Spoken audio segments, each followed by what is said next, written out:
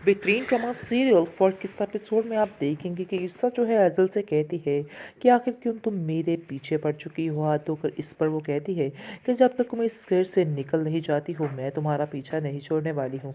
इस पर ईर्षा काफ़ी ज़्यादा परेशान होती है और कहती है कि मैंने आखिर तुम्हारा क्या बिगाड़ा है, तुम मेरा पीछा छोड़ दो और प्लीज़ मेरे मामलात में दखल अंदाजी मत करो। तुम क्यों बार बार जमशेद की बात को इतना कुरेद रही हो। आगे से वो कहेगी कि अब तुम्हारा वीक पॉइंट मैंने पकड़ लिया है और देखना इसी के ज़रिए तुम्हें इस घर से निकाल बाहर करूँगी।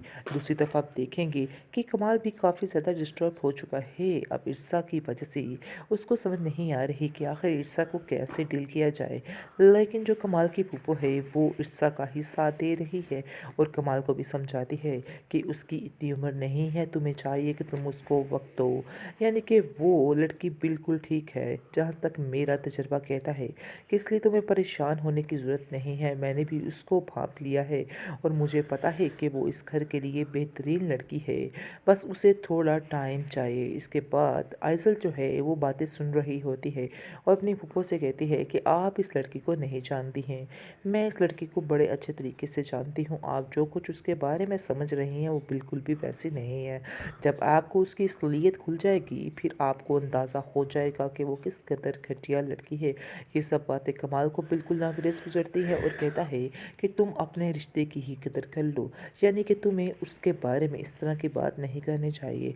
मैं तो समझ रहा था कि तुम बदल चुकी हो और तुमने कहा था कि तुमने सारा कुछ भुला दिया है और तुम अपनी लाइफ एक नए सिरे से शुरू करोगी उसके साथ। आगे से वो कहती है कि हाँ वो तो है था, लेकिन बात ही अंदर से कुछ ऐसे निकल आई है कि मैं कैसे इस बात को इग्नोर कर सकती हूँ। मुझे इस बात की तह तक जाना ही था, इसलिए मैंने ये सब कुछ किया है और अब मैं जान चुकी हूँ कि ईर्षा ही गलत थी। इसमें शक की कोई भी गुंजाइश बाकी नहीं रही है।